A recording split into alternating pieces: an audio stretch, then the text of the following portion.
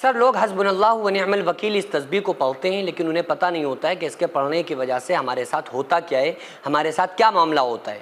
کیونکہ یہ قرآن کی ایک آیت ہے حسبنا و نعم الوکیل، اور بعض لوگ پڑھتے ہیں حسبنا و نعم الوکیل نعم المولا و نعم النصیر.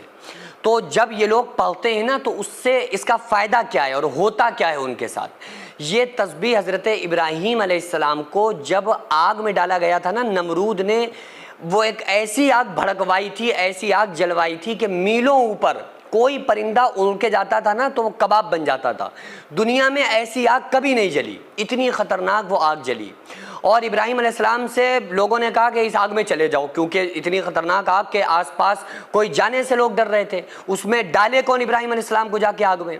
تو لوگوں نے کہا ابراہیم علیہ السلام سے کہ آپ خود اس آگ میں چلے جاؤ. تو ابراہیم علیہ السلام نے کہا بھائی میں خود کیوں چلا جاؤں، تم مجھے ڈال لو تو مجھے ڈالو. تو 360 رسیوں سے ایک منجمد ایک جھولا بنایا گیا، اس میں ابراہیم علیہ السلام کو جھولے میں بٹھایا گیا، اور 360 رسیوں سے اس منجمد کو، اس جھولے کو کھینچا گیا. تو جیسے ہی وہ کھینچا گیا نا تو اس کے ذریعے سے ابراہیم علیہ السلام کو اس آگ کے اندر ڈالا گیا.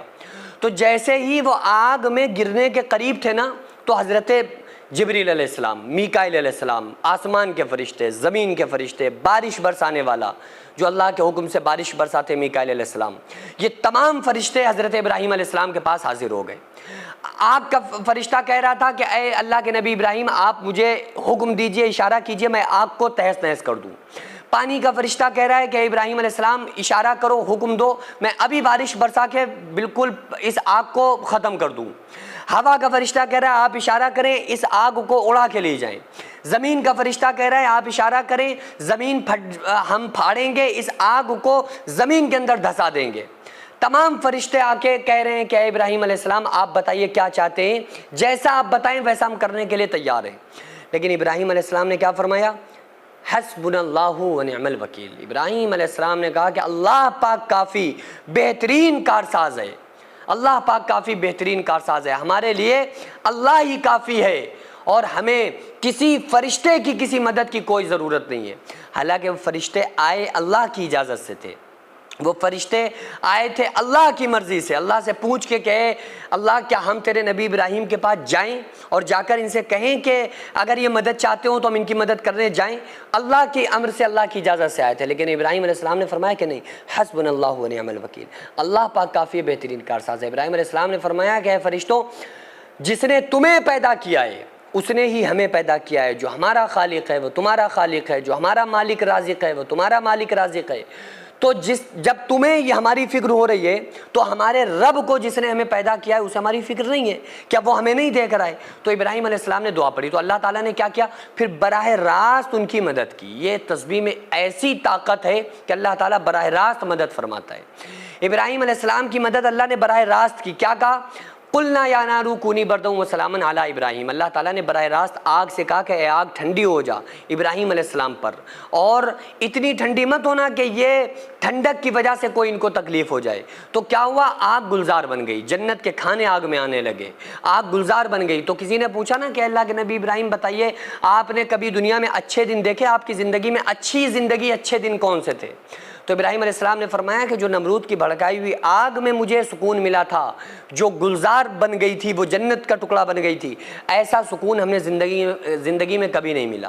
تو کیا ہوتا ہے؟ جو بندہ اس تسبیح کا ورد کرتا ہے تو بس اس سے بڑی کوئی بات ہوئی نہیں سکتی کہ اللہ تعالیٰ براہ راست اس کی مدد کرتا ہے.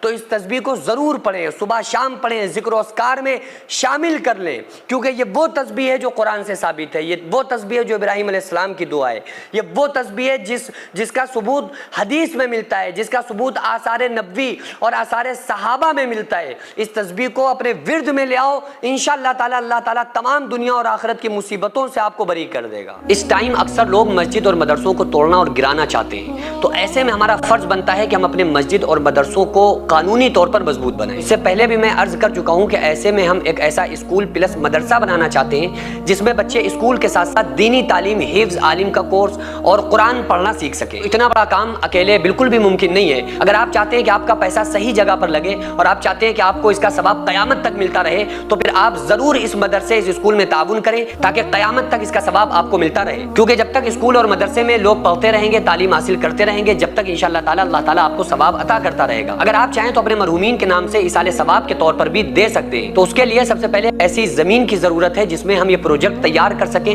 جو قانونی طور پر مضبوط مانا جائے۔ تو اس لیے آپ لوگ کوشش کریں کہ زیادہ سے زیادہ تعاون کریں اور بار بار تعاون کرتے رہیں تاکہ ہم اپنے اس نیک مقصد میں کامیاب ہو سکیں۔ یہ کوئی فراڈ نہیں ہے، دھوکہ نہیں ہے۔ آپ چاہیں تو آپ آ کر خود یہاں پر وزٹ کر سکتے ہیں، آ کر دیکھ سکتے ہیں کہ الحمدللہ کس طرح سے یہاں پر کام ہوتے ہیں، کس طرح سے دینی کام، ملی کام، قوم کے کام، سماجی کام ہوتے ہیں۔ خود آ کر آپ وزٹ کر کے اپنی آنکھوں سے دیکھ سکتے ہیں۔ تو اسکرین پر جو آغازیہ ویلفیئر سوسائٹی کا اکاؤنٹ نمبر اور اسکینر نظر آ رہا ہے، اس پر آپ زیادہ سے زیادہ تعاون ضرور کریں۔